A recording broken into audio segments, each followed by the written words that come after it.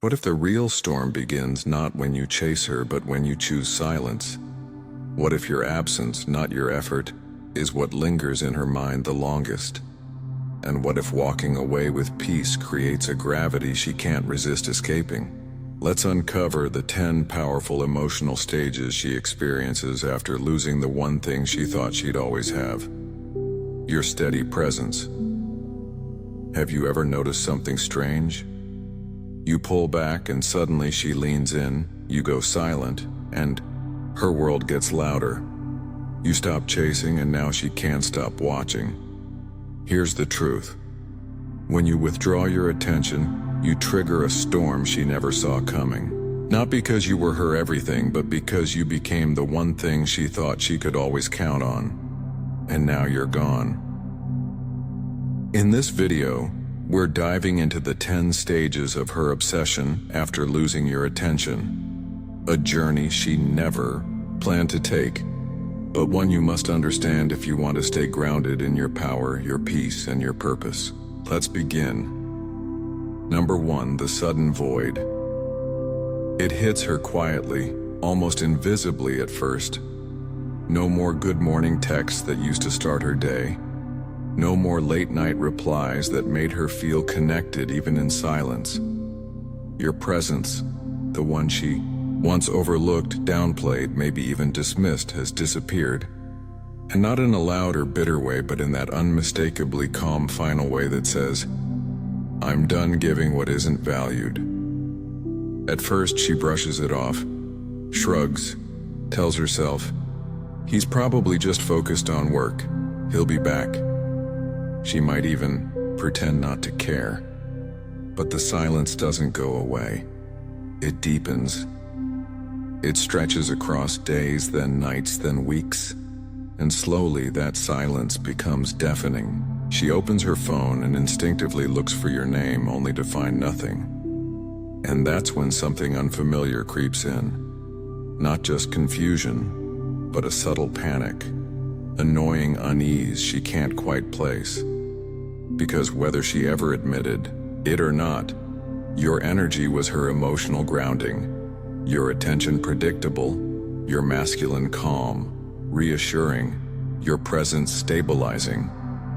And now all of it is gone. Here's the uncomfortable truth. Most people don't want to admit presence is often unnoticed when it's constant. But absence demands attention. And the more rooted, strong, and steady your presence was, the more violently your absence disrupts her world.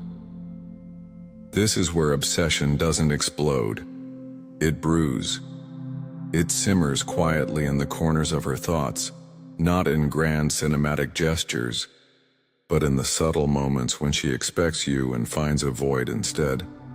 She starts rereading old messages, revisiting your photos, stalking your stories under anonymous accounts. She wonders who's getting your attention now. She replays the last conversation, trying to decode your tone. She begins to ask herself the question she never thought she'd have to. Did I lose him for good? But she won't show it. Not yet. She'll keep the mask on, laugh, post, pretend. Because admitting how much she feels your absence would mean acknowledging what she ignored for too long, that you mattered more than she let on. From a Stoic perspective, your withdrawal wasn't emotional revenge, it was emotional clarity. You didn't pull away to punish her. You detached to protect yourself. Marcus Aurelius wrote, "Just that you do the right thing. The rest doesn't matter." You stopped pouring energy into a place that treated it like it was infinite. You honored your worth, not out of anger, but out of self-respect. You're not lost. You're leveling up. You're not chasing validation. You're nurturing solitude. While she scrambles to process the sudden emptiness, you continue to build. Not loudly, not dramatically, but deliberately, steadily, stoically. Number 2, the subtle check-ins. Every story you post, every status update, even the small glimpses of your day, they all catch her attention. Not with immediate reactions or likes, but with a silent vigilance that screams, "How is he doing without me?" She's searching for signs, not of your suffering, but of your peace. Is your life in disarray? Or are you calm, composed, and moving forward? That possibility that you might be growing stronger without her shakes her to the core. Deep down, there's a fear that perhaps you are her steady grounding force, and in her absence, you've only evolved. What unnerves her isn't your pain, it's your balance, and here's the part she never expected. You're not performing. You're not baiting her with cryptic quotes or pretending you're okay, just to prove a point. You're simply living with quiet intention, with a discipline that doesn't need an audience. Your detachment isn't bitter. It's clear. It's not cold. It's calm, because you've stopped orbiting around her presence. You've reclaimed your center. A grounded man doesn't live to be seen. He lives to be aligned with his truth, his values, his growth. He doesn't measure his worth by attention, but by how deeply he lives in alignment with his own mission. And that's what you've embraced. You're no longer seeking closure. You've become the closure. From a Stoic lens, this is strength at its core. By returning to your center, controlling only what you can, namely your reactions and your path, you've traded the need for attention for the pursuit of genuine growth. As Epictetus reminds us, improvement might mean being misunderstood. But that's a small price to pay for staying true to yourself. You're no longer fueled by reactions. You're moved by purpose. And that quiet shift in you, it's powerful. It's magnetic. She might not admit it, but she feels it. She keeps returning to your profile, not to reconnect, but to remember, to look for signs of herself in your world. But the reflection has changed. You're no longer the man she left behind. You're someone new, someone stronger, more focused, more fulfilled. And ironically, it's your absence, your calm, centered distance that speaks the loudest. It lingers. It echoes. You're not trying to be unforgettable, but in letting go, in moving forward without looking back, that's exactly what you've become. So ask yourself, are you living to be seen or living to evolve? Are you posting from a place of peace or hoping to be noticed? Your detachment might just be the most honest reflection of growth there is. And someone out there, maybe even her, is watching it unfold. Number 3, the overthinking spiral. Now, her mind won't shut off. Not during the noise of the day. Not in the stillness of night. Especially not when she checks her phone and sees nothing from you. No message, no hey, no sign that you're circling back. And that silence, it doesn't just bother her, it haunts her. Why did he pull back? Is he with someone else? Was I not enough? These aren't fleeting thoughts, they're loops. Endless, exhausting loops.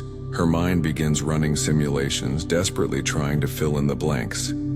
She replays the last time you spoke, rewinds the final words, and studies your silence like a puzzle. That joke you cracked before leaving, now it feels heavy with meaning. That pause before goodbye, suddenly it feels like a sign. She replays your voice, searching for the moment everything quietly unraveled. And here's what cuts deepest. She didn't fully value those moments when she had them. She mistook your presence as permanent, took the calm of your energy for granted. But now, in your absence, even the smallest things feel sacred. That lazy afternoon where laughter flowed without trying. That quiet car ride where nothing was said, but everything felt understood. That one time you showed up without her asking.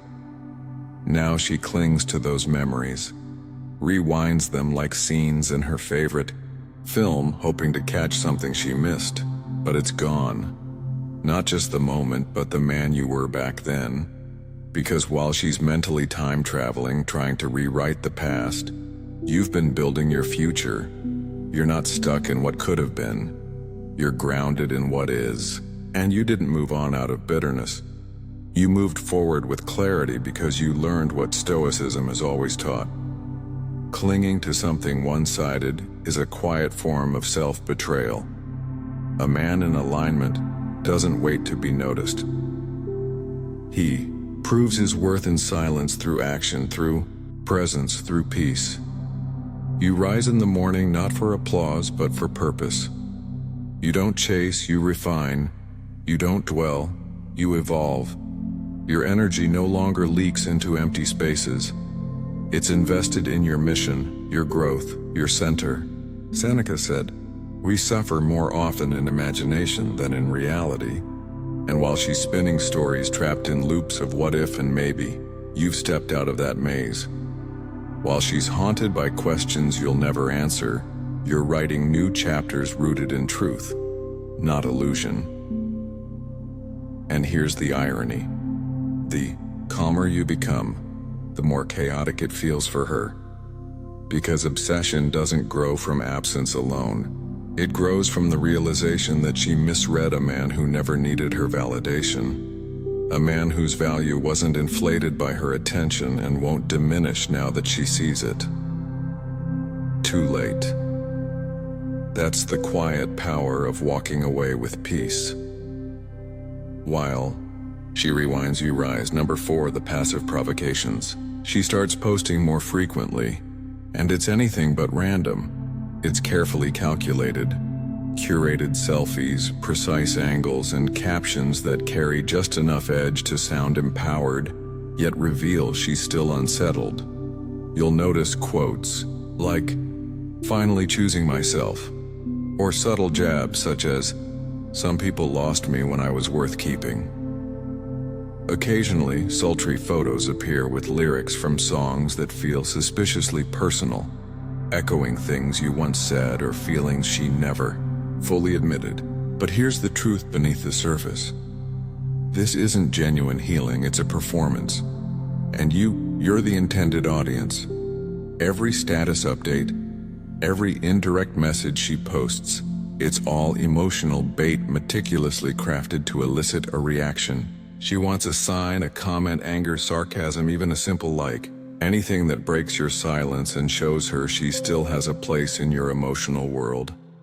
She's not malicious. She's uncertain.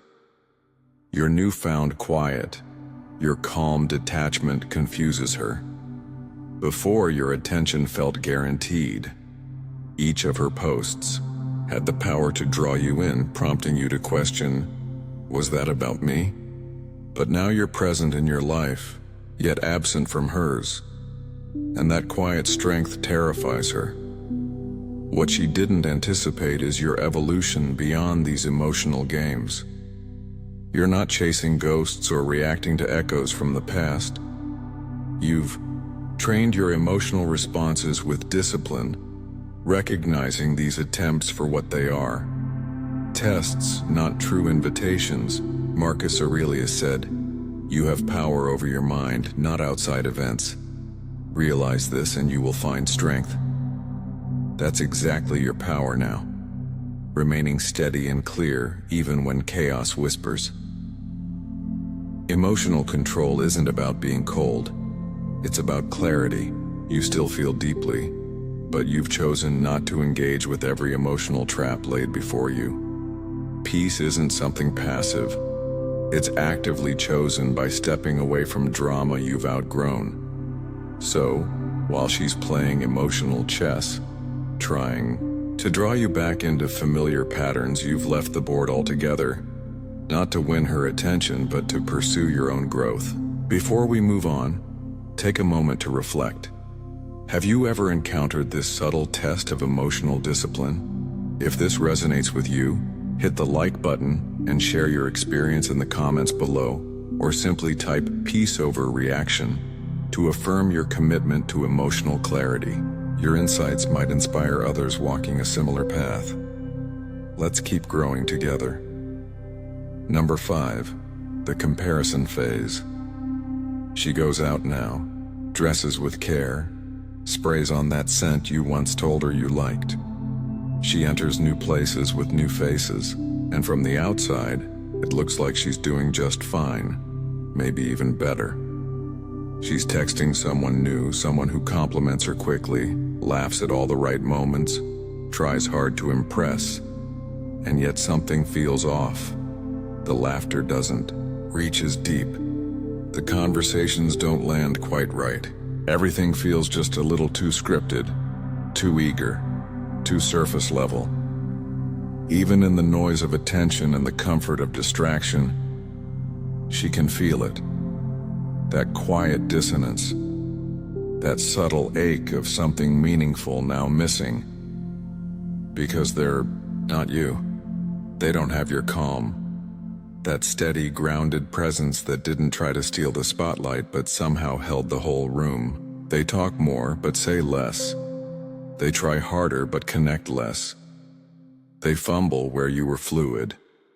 And suddenly she begins to notice all the things she overlooked when you were around. You didn't interrupt to be heard. You listened. You didn't try to impress. You moved with quiet confidence. You didn't chase her energy. You anchored your own. You never competed with the noise. You brought stillness. You were calm in a world addicted to chaos. And now, in your absence, that contrast haunts her, because what felt normal with you now feels rare. Your silence was never cold. It was composed. Your eye contact didn't wander. Your presence didn't demand. It offered space. Space for her to feel safe, feminine, understood. Not because you catered to her, but because you never needed her validation in the first place. You didn't lose yourself in her mood swings or try to manage her reactions. You stayed grounded in yourself. That was your edge, that was the difference, and it wasn't an act, it was alignment, a way of life rooted in principle, not performance. As the Stoics taught, you lived by your inner compass. You didn't need her praise to feel worthy. You weren't reactive. You were responsive. You weren't looking for attention. You were building something real. Self-mastery. Epictetus said, "Freedom is the only worthy goal in life. It is won by disregarding things that lie beyond our control." And you did. You let go of needing her to see your worth. And that's exactly when she started to. Now, even in the company of others, your absence is louder than their presence. She compares quietly, constantly searching for glimpses of your steadiness in their anxious gestures, your depth in their small talk, your power in their overeagerness. And here's the truth she hasn't admitted. You didn't just leave a memory, you left a mark, a quiet standard, one she didn't know she was calibrating to until it was gone. You never tried to be unforgettable, but that's exactly what you became. Number 6, the nostalgia flood. Suddenly it all comes rushing back to her. The little things. The quiet glances. That spontaneous road trip where you both got lost and laughed harder than you ever had. The inside joke that still lives in the back of her mind. The one no one else ever quite understood.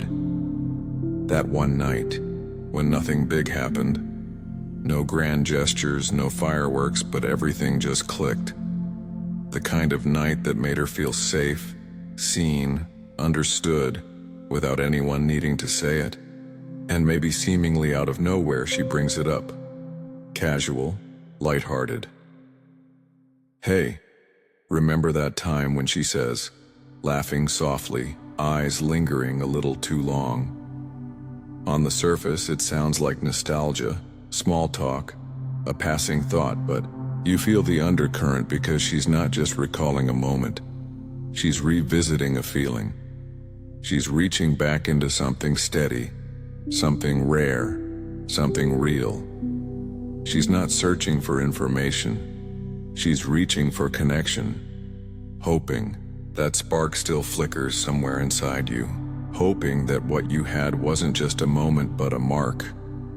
What she doesn't fully realize is this: that moment still echoes within her because it was anchored by you. Your calm, your grounded presence, your unshakable energy that made the world feel a little less chaotic.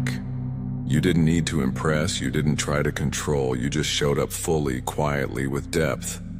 And that kind of presence leaves a fingerprint on the soul. But here's the difference between a grounded man and the rest. He doesn't drown in the sweetness of memory. He doesn't mistake a beautiful past for a viable present. He honors it, but doesn't re-enter it because he knows memory, while warm, can blur truth. It can romanticize what's already run its course. Stoicism teaches we don't resist emotions, but we don't become them either. We feel, we reflect, but we do not live in rewind. The happiness of your life depends upon the quality of your thoughts. Marcus Aurelius wrote, "And your thoughts, they are not fixated on what was. They are anchored in what is." So when she brings up the past, you don't flinch. You don't chase the feeling. You smile. You nod. You hold the memory like an old photograph, something to appreciate, not something to live inside. Because you've chosen peace over fantasy, presence over pining. You've taken the wisdom, not the wound. And that quiet emotional clarity, that steady refusal to be pulled backward is what shakes her most. Because while she's caught in the current of what if and remember when, you've planted yourself firmly in now. That's the paradox. The less attached you become, the more she feels the weight of what she lost. And that memory, it doesn't fade. It lingers not in your mind, but in hers. Number 7, the fake indifference act. Now she's doing the most to seem unbothered. Her feed lights up with sparkle, big smiles, perfect lighting, captions like healed and unbothered or energy unmatched. She's tagging new people you've never seen before. Dinners, rooftops, new scenes, new faces. Her life, at least online, looks like a celebration.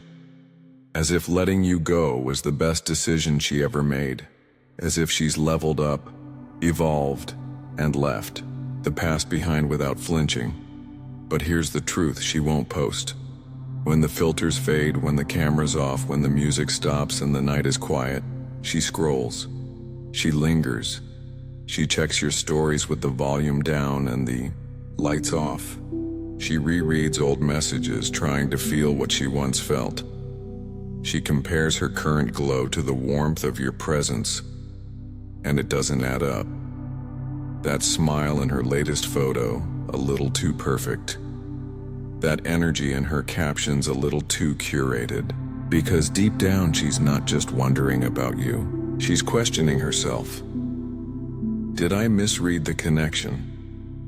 Was he really that calm? Or did I just assume he'd wait? Did I mistake his presence for permanence? And most of all, did I underestimate his silence? Because she expected you to break, to double text, to chase, to give in to the discomfort of distance and find a way back into her orbit. That's how it usually goes. But you did something different. You didn't play the game. You didn't make noise. You didn't try to appear fine. You became fine not overnight, not for show, but through discipline, through work, through stillness.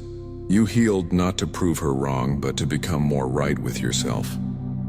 Seneca once said, "It is not the man who has too little, but the man who craves more that is poor." And now you're rich in the one currency she can't fake online, inner stillness. You're not craving her approval. You're not competing for space in her story. You've stepped into your own. While she's busy convincing the world she doesn't care, she's haunted by the truth that you actually don't. Not in a bitter, resentful way, but in a liberated, grounded one. You've accepted the loss, sat with it, grown from it, and moved forward. No theatrics, no revenge glow-up, just clarity. Number 8, the accidental contact. Oops, wrong text. Hey, do you remember the name of that place we went to? Just saw something that reminded me of you. On the surface, these messages seem casual, harmless, like innocent little slip-ups. But don't be fooled. These aren't accidents. They're not random. They're not about the restaurant or the photo or even the memory. They're emotional probes, feelers, small taps at the door of your mind to see if it still cracks open when she knocks. She's not reaching out to rebuild the bridge. Not yet. She's reaching to test it, to see if it still holds weight, if your silence is firm, or if it's just a waiting room for her return. Each message carries the quiet hope that you'll still respond, the way you used to, with warmth, with eagerness, with the familiar comfort of someone who still cares. But here's where everything shifts, because you are no longer the man she left behind. You've changed. You've grown. You've reclaimed your emotional landscape. You've stepped into stillness, not out of indifference, but out of respect. Respect for your time, your energy, your peace. And just because someone taps on the door of your life doesn't mean they're entitled to be let in again. Epictetus once said, "Keep your will in harmony with nature. This is the path to peace." And sometimes the most natural course isn't reaching back, it's releasing forward. You understand now? Peace isn't passive. It's protected, earned through discipline, maintained through boundaries. So when that accidental text arrives, you don't flinch. You don't romanticize it. You don't build stories around it. You see it for what it is: a check-in, a pulse reading, a hope that the man she once knew is still emotionally available. But he's not. Not because he's cold, because he's clear. You don't respond from longing. You don't validate half-hearted efforts. You live in truth, not in half-open doors. Because you've learned when someone can't appreciate your presence, they lose access to your attention. And that's what she didn't expect. She thought the door would always be unlocked. That no matter how long she wandered, your loyalty would still be waiting. But what she finds now is different. The man she once knew would have replied in seconds. The man you are now values silence over sentiment. That stillness, that control, it speaks louder than any reply ever could. Because your peace is no longer something you trade for moments of connection. It's a way of life. And the moment you stop chasing is the moment she realized the door she once walked through so easily is now guarded by a man who finally knows his worth. Number 9. The emotional outburst. When the subtle hints stop working, when the seductive photos don't land, when the wrong texts go unanswered, emotion takes the wheel. That calm, collected mask she wore, the one meant to make you think she's unbothered, starts to slip, and suddenly it happens. An outburst. Sometimes it arrives in the form of a late-night message laced with anger she swore she'd never show. Other times it's a tearful voicemail filled with confusion and regret. Or it might be a barrage of accusations. You never cared. You've changed. You're so cold now. But here's what most men miss. This isn't about closure. This isn't about truth or healing. This is chaos finally breaking through her carefully crafted mask of control. Your absence didn't just go unnoticed. It created a vacuum, a silence she can't escape, a presence she can't replace. She tried to play it cool, tried to convince herself and maybe even others that she's fine. But the truth? Your silence is too loud. Your detachment too deep. Your emotional stillness too unsettling. And now all that tension, all those buried emotions she thought she could manage, they spill out, messy, raw, unfiltered. This isn't happening because she's over it. It's happening because she's not. But the biggest shift, it's you.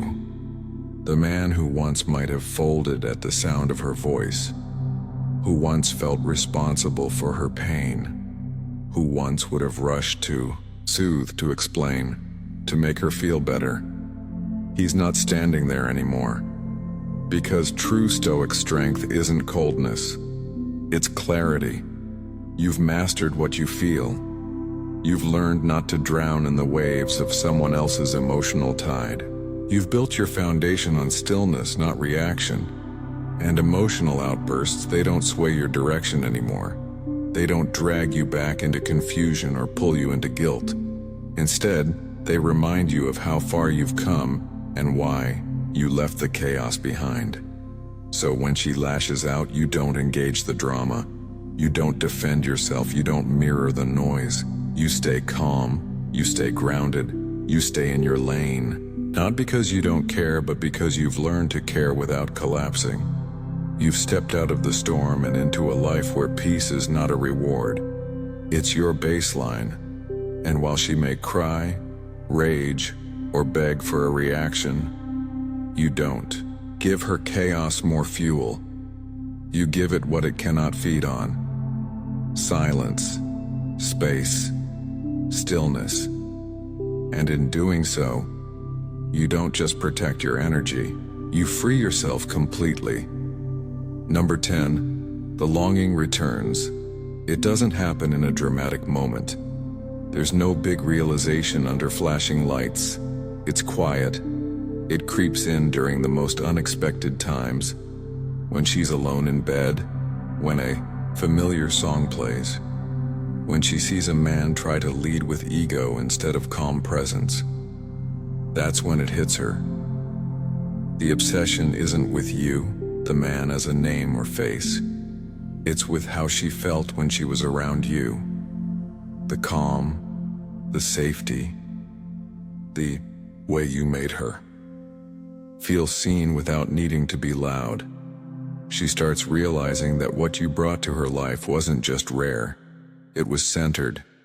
You didn't seek her approval, you didn't cling for attention, you were whole, and you gave from that wholeness, not from lack. Now she's surrounded by men who try to impress her but lack depth, who try to possess her but can't understand her. And in that contrast, you rise not as a memory, but as a standard. This is where the obsession takes root, not in desire, in recognition. She begins to understand that your strength came from within, that your discipline wasn't for show, it was for peace, that your silence was never passive, it was powerful, and now you've become unforgettable. Not because you forced her to remember you, not because you begged to stay in her life, but because you lived in alignment with your values, calm, clear, and complete. As Marcus Aurelius once said, "Waste no more time arguing what a good man should be one." And that's what you did. You didn't argue for your worth, you embodied it. And in doing so, you left a mark that no performance, no rebound, no closure conversation could ever erase. That's the quiet power of a man who no longer seeks to be remembered, yet never gets forgotten. As we reach the end of this exploration, let's reflect on the powerful lessons we've uncovered today. You've seen how your silence, intentional, calm, and grounded, can reshape the emotional landscape in ways words never could. You've learned that obsession isn't sparked by dramatic actions, but quietly through disciplined self-respect and controlled absence. The Stoic wisdom here isn't about punishing someone. It's about preserving your peace, your power, and ultimately yourself. Remember, the strongest messages you can send aren't always spoken. They're lived. Your actions speak louder than promises, and your silence can echo far deeper than your words ever did. As Marcus Aurelius wisely reminded us, Waste no more time arguing about what a good man should be. Be one. This is your path forward. Becoming the man who doesn't chase validation, but embodies true value. If today's message resonated with you, please give this video a thumbs up and subscribe to the channel for more insights into Stoicism, relationships, and personal growth. I'd love to hear from you. Share your thoughts below. How has embracing your silence changed your perspective or your relationships? And don't forget to check out the recommended videos on the screen right now. They'll help you deepen your understanding and strengthen your journey. Thank you for watching and stay grounded in your power.